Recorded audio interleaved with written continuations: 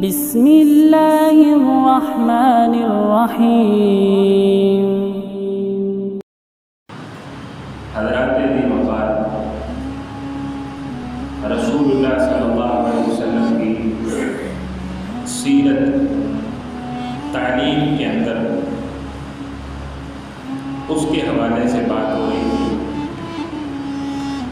اور آپ علیہ الصلوۃ والسلام سے مختلف لوگ منزل پانے کی درخواست کرتے ہیں، منزل تک پہنچنے کی درخواست کرتے ہیں، یا خود رسول اللہ صلی اللہ علیہ وسلم کو کسی سے محبت ہے تو آپ اسے منزل تک پہنچنے کا راستہ بتا دیتے ہیں۔ تو ہم ان راستوں کی بات کر رہے تھے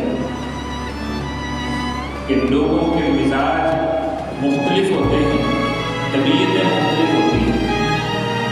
بعض لوگوں کو ذکر اذکار کرنا زیادہ آسان لگتا ہے اور انہیں پسند ہوتا ہے، نفلی روزے رکھنا ان کے لیے مشکل کام ہوتا ہے۔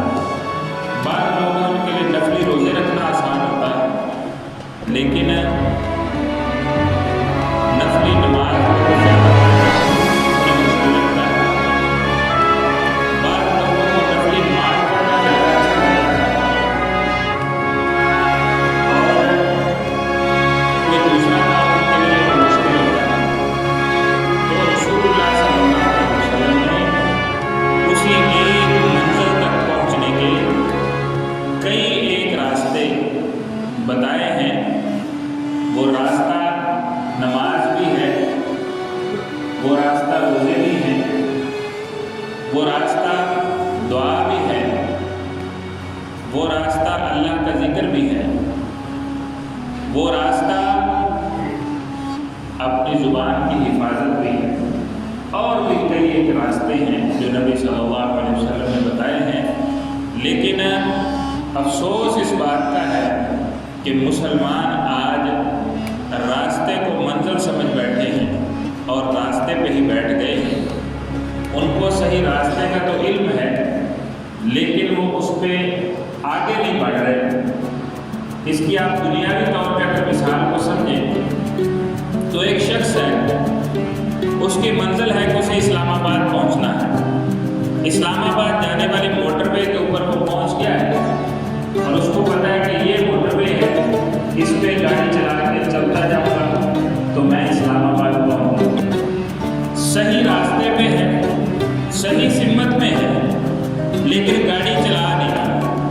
گاڑی وہاں روک کے کھڑا ہوا ہے، بیٹھا ہوا ہے، اور کبھی گاڑی گھما کے واپس ریورس کر لیتا ہے، کبھی آگے کو بڑھتا ہے پھر کھڑا ہو جاتا ہے۔ تو ایسا شخص اگر کسی جگہ پہ رک جائے گا تو وہ منزل تک نہیں پہنچے گا، اگرچہ اس کا راستہ بالکل درست اور صحیح ہے۔ تو رسول اللہ صلی اللہ علیہ وسلم نے ہمیں راستے دیے، ان راستوں پہ چلنا ہے، دوڑنا ہے، ایک دوسرے کے ساتھ مقابلہ کرنا ہے اور آگے نکلنے کی کوشش کرنی ہے، اور تب ہی منزل ملے گی۔ منزل ایک ہی ہے، جنت ہے، جہنم سے چھٹکارا ہے۔ اور قرآن مجید نے بھی کہا ہے کہ جو شخص جنت کے اندر داخل کر دیا گیا، جہنم سے بچا دیا گیا، وہ کامیاب ہے۔ تو چار لوگ پچھلے جمعے میں بتائے تھے۔ ایک کو آپ نے فرمایا کہ کثرت سے سجدے کرو، ایک کو آپ نے فرمایا کہ روزے زیادہ رکھا کرو، اس جیسا اور کوئی عمل نہیں ہے۔ ایک کو آپ نے فرمایا تمہاری زبان اللہ کے ذکر سے تاب رہنی چاہیے۔ ایک کو آپ نے فرمایا کف علیک کہ اپنی زبان کو کنٹرول میں رکھو، کہاں کب کیسے بولنا ہے، کیا نہیں بولنا، اس پہ تمہارا کنٹرول ہونا چاہیے۔ کیا کہنا ہے، کیا نہیں کہنا، اس کا تمہیں پتہ ہونا چاہیے اور احساس ہونا چاہیے۔ چھٹے نمبر پہ حضرت علی رضی اللہ تعالیٰ عنہ، آپ کو پتہ ہے خلیفہ چہاروں میں بڑے ہی معزز صحابہ میں سے ایک صحابی ہیں۔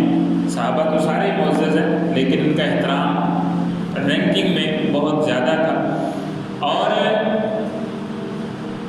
رسول اللہ صلی اللہ علیہ وسلم کے بھائی بھی ہیں، چچا زاد بھائی ہیں، اور رسول اللہ صلی اللہ علیہ وسلم کے یہ داماد بھی ہیں۔ سیدہ فاطمہ الزہرا رضی اللہ عنہا کے شوہر ہیں حسن و حسین، اور سیدہ ام کلثوم رضی اللہ عنہ ان کے یہ والد گرامی ہیں، اور انتہائی ہدایت یافتہ لوگوں میں سے ایک ہے، انتہائی ہدایت یافتہ لوگوں میں سے ایک ہیں، اور ان کے لیے رسول اللہ صلی اللہ علیہ وسلم نے جنتی ہونے کی بھی بشارت دی ہے، اور ان کے بارے میں خود رسول اللہ صلی اللہ علیہ وسلم نے یہ ارشاد بھی فرما رکھا ہے کہ یہ اللہ اور اس کے رسول سے محبت کرتے ہیں، اور اللہ اور اس کا رسول ان سے محبت کرتے ہیں۔ بڑے بہادر تھے۔ آپ نے ان کو ایک دعا سکھائی، آپ نے فرمایا علی یہ دعا پڑھتے رہا کرو، اور دعا یہ تھی اللہم اہدنی وسددنی، اللہ مجھے ہدایت دے، اللہ مجھے ہدایت دے، وسددنی، اور مجھے سیدھے راستے پہ چلا۔ آج کسی شخص کو یہ کہہ دینا کہ بھائی اللہ تجھے ہدایت دے، یہ دعا دے دے، وہ غصہ کر جاتا ہے، وہ ناراض ہو جاتا ہے، وہ سمجھتا ہے کہ میں پہلے بے ہدایت ہوں، اب تو مجھے ہدایت کی دعا دے دے۔ یہ ناراض ہونے کی بات نہیں ہے، اس شخص نے آپ کے لیے بہت بڑی خیر کی دعا کی ہے۔ ہدایت تو ایسی شے ہے جس کی ہمیں آخری سانس تک ضرورت ہے، اور ہدایت سے بندہ ایک لمحے میں بھٹک جاتا ہے، ایک لمحے میں، اور شیطان ہر وقت دا لگا کے بیٹھا ہے، اور ہدایت یافتہ لوگوں کے لیے خاص طور پہ وہ جال بچھا کے ہر وقت تیار رہتا ہے، بیٹھا رہتا ہے کہ کب مجھے موقع ملے میں ان کو ٹریک سے اتار دوں، میں ان کے راستے کو تبدیل کر دوں، میں ان کا کانٹا بدل دوں تاکہ یہ دوسرے ٹریک پہ چلے جائیں، دوسرے راستے پہ چلے جائیں۔ تو ہدایت، میں نے یہ تمہیدی باتیں حضرت علی رضی اللہ تعالیٰ عنہ کے بارے میں اس لیے کی کہ آپ کو علم ہو کہ کتنی بڑی پرسنالٹی اور کس قدر ہدایت یافتہ انسان، ان کو رسول اللہ صلی اللہ علیہ وسلم کی نصیحت کیا تھی؟ اللہم اہدنی وسددنی، علی یہ دعا کیا کرو اللہ مجھے ہدایت دے اور مجھے سیدھے راستے پہ رکھ، اور ساتھ آپ نے یہ بھی ارشاد فرمایا وَاذْكُرْ بِالْهُدَى ہدایتک الطریق وَالسَّدَادَ سَدَادَ السَّبْ۔ آپ علیہ السلام نے فرمایا کہ جس وقت یہ دعا کرو کہ یا اللہ مجھے ہدایت دے اور مجھے سیدھے راستے پہ رکھ، ہدایت کا نام لیتے ہوئے صحیح راستے پہ چلنے کو ذہن میں رکھو۔ اس وقت تمہارے ذہن میں یہ ہونا چاہیے کہ میں نے صحیح راستے پہ چلنا ہے، اور جب سیدھے رہنے کی دعا کرو تو اس سے مراد تیر کی طرح سیدھا ہونا ذہن میں رکھا کرو کہ بالکل یا اللہ مجھے تیر کی طرح سیدھا رکھ کر میں اپنے راستے سے دائیں بائیں نہ بھٹک جاؤں، میں کبھی دائیں کبھی بائیں نہ جاؤں، بلکہ سیدھا تیر کی طرح سیدھا اپنی منزل کی طرف بڑھوں۔ تو آپ علیہ السلام نے ایک طریقہ منزل تک پہنچنے کا، ایک راستہ منزل تک پہنچنے کا یہ دیا ہے کہ اللہ سے ہدایت کی اور سیدھے راستے